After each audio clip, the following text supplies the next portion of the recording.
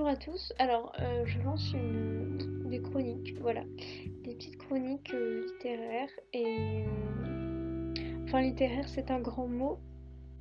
Disons que ce seront des chroniques livresques où je vais donner mon avis, partager mes lectures et peut-être d'autres choses, hein.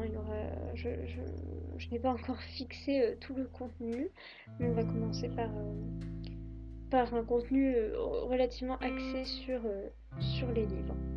Alors aujourd'hui, je voulais commencer par parler de Peter Pan, qui a été écrit par J.M. Barrie, je sais pas comment on le prononce, euh, en 1911, donc sous la forme romanesque, on va dire, sous la forme d'un roman plutôt d'un conte. Mais il est intéressant quand même de noter que ça avait été publié avant en pièce de théâtre, enfin publié. C'est pas très clair ce que je raconte, mais que ça avait été écrit sous la forme d'une pièce de théâtre, que ça avait été joué, et par la suite ça a été réécrit, on va dire, sous la forme d'un conte en prose par le même auteur. Alors, moi je voudrais parler de Peter Pan parce que c'est un livre que j'ai fini très récemment et qui m'a bouleversée, vraiment. Et je m'y attendais pas du tout. Du début à la fin, en fait, je m'y attendais pas. Je m'attendais pas à me sentir autant transportée émotionnellement, hein, j'entends, par cette lecture. Et je pensais pas que ça allait autant me toucher, et donc je voulais en parler en fait. C'est une histoire que je ne connaissais pas du tout. Même si aujourd'hui, voilà, on parle quand même beaucoup de Peter Pan, surtout à mon époque. Oh là là, quand je dis ça, on dirait que je suis très vieille. Je suis pas vieille, hein, donc je vais me calmer. Mais disons que j'ai grandi avec les Disney, Disney qui a repris donc Peter Pan, etc. Mais moi, j'avoue que je n'ai rien vu de tout ça. Je connaissais pas du tout l'histoire de Peter Pan. Je connaissais un petit peu la fée Clochette à travers pareil, il me semble que c'est Disney, hein, qui a repris sa figure, mais bon, clairement ça n'a rien à voir. Et bon, tout ça pour dire que j'arrivais dans ce monde un petit peu ignorante. Je savais que voilà, Peter Pan était associé à celui qui ne voulait pas devenir adulte. Je connaissais un peu Neverland, le capitaine Hook, mais voilà, j'avais plus ou moins des images, voilà, du crocodile, etc. Mais ça restait assez flou pour moi. Donc voilà, ça je pense que c'est déjà quelque chose d'important, c'est que je n'avais pas vraiment d'attente ou d'image déjà préconçue de l'histoire, vu que je la connaissais à peine en fait. Je connaissais que des bribes, voilà. Néanmoins, j'avais été prévenue, non, mais j'avais entendu parler quand même du livre, donc de l'histoire originale, entendu dire que voilà, c'était quand même beaucoup plus violent, hein, et moins édulcoré que Disney. La version Disney, à ce qui paraît, n'a vraiment rien à voir, et beaucoup plus édulcorée, et c'est vrai que ce serait intéressant de comparer et d'analyser aussi ce phénomène de, de lissage en fait des histoires pour enfants. Pourquoi on lit ces histoires, pourquoi on rend ça plus doux, pourquoi on enlève certains éléments un peu durs, qu'est-ce que ça signifie. Bon, c'est tout un sujet presque sociologique que je ne vais pas aborder, mais je pense que c'est une question très intéressante parce qu'on dit souvent que aujourd'hui on est beaucoup exposé à la violence, mais d'un côté il y a beaucoup de choses qu'on essaye d'édulcorer. Et en même temps, c'est vrai que les enfants sont très tôt, euh, comment dire, exposés à la violence dans leurs jeux, dans les jeux vidéo aussi. Donc il y a quelque chose d'assez incohérent là-dedans. Mais bon, c'est un autre débat dans lequel je ne vais pas rentrer. Ce que je voulais dire en tout cas, c'est que, et là on va rentrer dans vraiment mon avis par rapport au livre, pour moi ça a été extrêmement, extrêmement bouleversant. Parce que, bon, Peter Pan, en fait, au-delà d'être une figure, la figure du garçon qui refuse de grandir, c'est, pour moi, c'est au-delà de ça, c'est un symbole de l'enfance. Peter Pan, c'est l'enfance dans ce qu'il a de positif, d'enviable, et dans ce qu'il a d'agaçant et de terrible, et de... Voilà. Disons qu'il n'y a pas ce côté il faut rester enfance, l'enfance est parfait, l'enfance c'est l'innocence magnifique où tout va bien, et puis l'âge adulte c'est perdre cette notion d'essentiel, c'est se perdre dans des illusions, se perdre dans des concepts. Il n'y a pas cette espèce de vision manichéenne. En fait, il y a une vision assez réaliste et assez profonde d'une enfance qui est très forte. Parce que l'enfant est décrit comme un être joyeux, innocent et sans scrupules. Je traduis les mots utilisés par l'auteur. Et je pense qu'il y a là quelque chose de très fort, notamment dans la notion de sans scrupule, qui est une notion tellement vraie en fait chez les enfants, qui sont au centre du monde et qui se sentent au centre du monde qui les entoure, de leurs proches.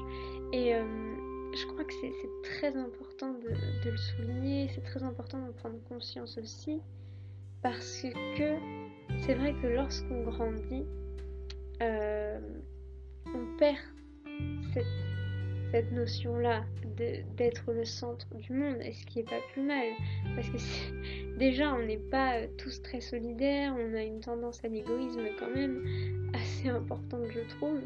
Donc si on restait enfant, ce serait une catastrophe. Mais voilà, on perd vraiment cette idée-là, et je crois que je m'en étais jamais rendu compte en fait, que il y a une évolution dans la manière dont on se perçoit soi-même, et qui est d'autant plus importante chez les femmes qui sont poussées à prendre soin des autres par la maternité, mais voilà, même aujourd'hui, et même pas qu'aujourd'hui, mais au-delà de la maternité, de prendre soin des autres, de se faire discret, d'être un appui, d'être une aide. Et ça ressort beaucoup aussi dans ce conte, une grande réflexion sur la maternité, moi j'ai trouvé, comment dire, j'en ai pas beaucoup entendu parler de ça, de la réflexion sur le fait d'être parent, mais plus précisément sur le fait d'être mère, et l'idée de sacrifice qu'il y a derrière. Et je pourrais pas affirmer quelle est la position de l'auteur à cette époque. C'est vrai qu'on était au début du XXe, donc les choses étaient quand même très différentes d'aujourd'hui pour ce qui est de la condition des femmes. Et donc c'est difficile de savoir si l'auteur défendait ça ou pas. Moi j'ai eu quand même l'impression qu'il y avait une dénonciation, qu'il y avait sans aller jusqu'à la dénonciation, qu'il y avait une remise en question de la maternité et du sacrifice que ça constituait, et du sacrifice qu'on demandait aux femmes de faire, et qui était, comment dire, qui était inéluctable, qui était presque tragique, c'est-à-dire que c'était un sacrifice qui allait se reproduire par les filles, par les enfants. Et moi je pense que c'est un sujet et un thème du livre, du conte, qui m'a énormément touchée parce que c'est quelque chose qui, là, vient dans ma vie personnelle par rapport à mon rapport à la parentalité. Ça résonne énormément. Moi, je ne souhaite pas précisément avoir d'enfants parce que il y a quelque chose dans mon rapport à la maternité qui m'effraie, qui m'a l'air d'être comme une atteinte à la liberté, une atteinte à ma personne en fait. Cette impression que quand on engendre un enfant ou quand on devient responsable d'un enfant, on n'est plus tout à fait soi. On perd de son individualité. Et si en fait j'ai cette peur-là, c'est parce que moi j'ai eu la sensation que c'était vraiment le cas pour ma mère. Et c'est quelque chose dont je me suis rendu compte assez tardivement, en fait, que ma mère était une personne à part entière, avec des désirs, avec des besoins, avec des regrets, avec des tristesses, des malheurs, des joies, voilà, avant d'être ma mère. Voilà. Et ça, j'ai mis beaucoup de temps à me rendre compte, en fait, parce que ma mère faisait tout pour moi, donnait tout pour moi, sacrifiait beaucoup de choses, en fait, pour moi et mon frère. Et ce qui fait que moi, je prenais ça pour, comment dire, granted, je sais pas comment, je suis désolée, j'ai perdu le mot en français. Enfin, je prenais ça comme si c'est quelque chose qui m'était dû et qui était, voilà, c'était comme ça et je l'acceptais et je le remettais pas du tout en question. C'était ma maman et ça allait pas plus loin que ça. Et en fait, en grandissant, bah voilà, justement, on revient à cette idée de sans scrupule de l'enfant. Bah, j'ai arrêté d'être sans scrupule, j'ai arrêté d'être ce centre du monde et je me suis rendu compte que bah en fait ma mère était une personne à part entière et je me suis rendu compte que c'était terrible, que j'avais empêché ma mère de faire beaucoup de choses, qu'elle ne s'épanouissait pas vraiment en tant que personne en fait dans sa maternité, dans sa parentalité. Et un très grand regret pour moi, c'est que j'ai la sensation que ma mère est coincée en fait par cela même qu'elle est épouse et mère, et que lorsque mon frère et moi on va partir, ben ma mère sera avec mon père, et qu'en fait dans son état d'épouse, dans sa condition d'épouse, elle est une mère en fait. Et ça, je dis pas ça de façon générale que les maris sont comme des enfants qu'il faut materner. Évidemment, le mieux ce serait que ce soit pas le cas. Je crois que c'est souvent le cas, mais évidemment je ne m'appuie sur aucune étude ni rien, donc c'est totalement infondé ce que je raconte. C'est juste une croyance de ma part qui s'appuie évidemment sur mon observation des modèles familiaux que j'ai autour de moi. Et ça me fait très peur du coup. Donc voilà, en tout cas tout ça pour dire qu'il y a vraiment un questionnement sur la maternité si on y est sensible. Et je pensais que c'était intéressant de le souligner parce que j'en ai pas beaucoup entendu parler en fait. Et pourtant je pense que c'est un des thèmes quand même très important de Peter Pan, même si c'est pas le grand thème, il revient beaucoup quand même. L'autre thème évidemment qui est le plus flagrant, c'est le passage à l'âge adulte et cette perte de l'innocence, cette perte de l'enfance qui est une perte qui se fait d'elle-même et qui peut être douloureuse en fait. Et moi quand j'ai fini le livre, en fait ça m'a fait beaucoup de mal parce que j'ai commencé à réfléchir et puis j'ai réalisé que je ne serai plus jamais enfant.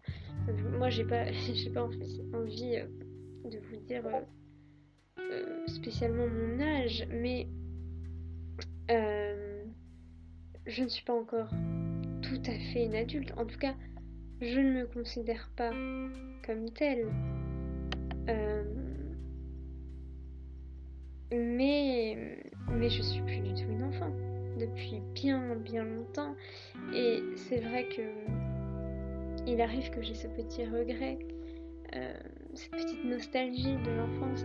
Et puis quand j'ai fini ce livre et que j'ai réfléchi, que j'ai un peu plongé dans mes propres sentiments, et j'ai pris conscience en fait de façon complète et de façon assez profonde que je ne serai plus jamais une enfant.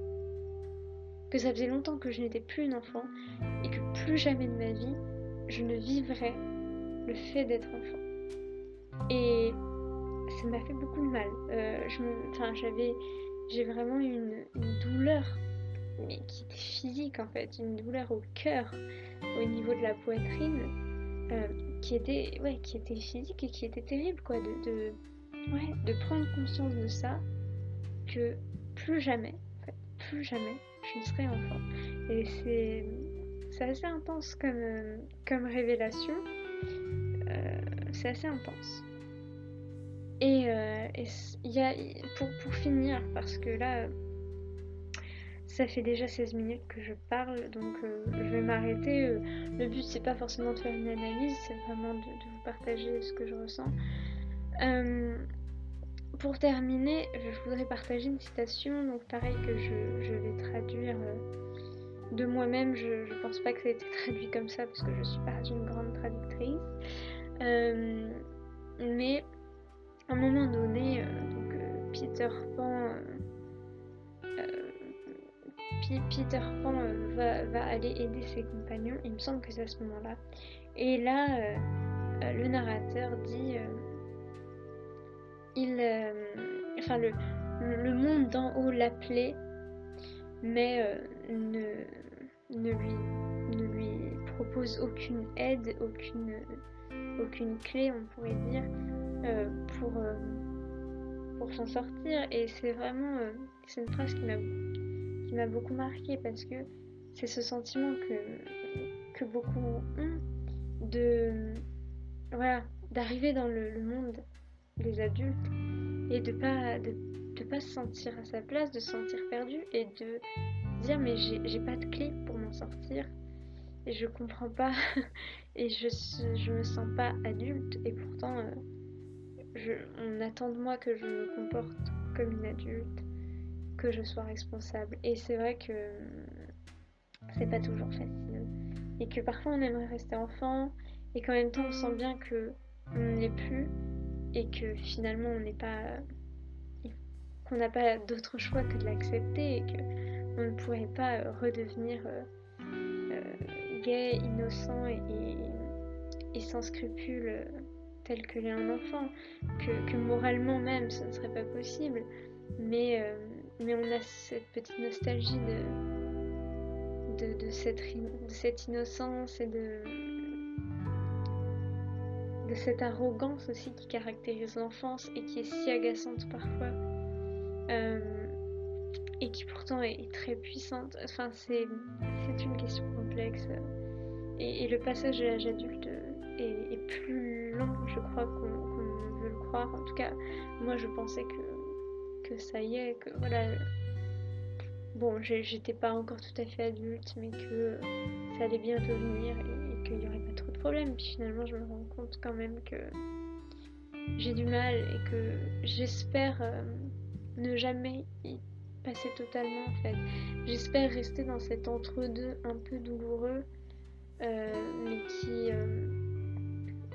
qui peut tenter de résoudre un équilibre entre les responsabilités et puis cette flamme de l'enfance qu'il faut garder sous certaines proportions, je pense, quand même.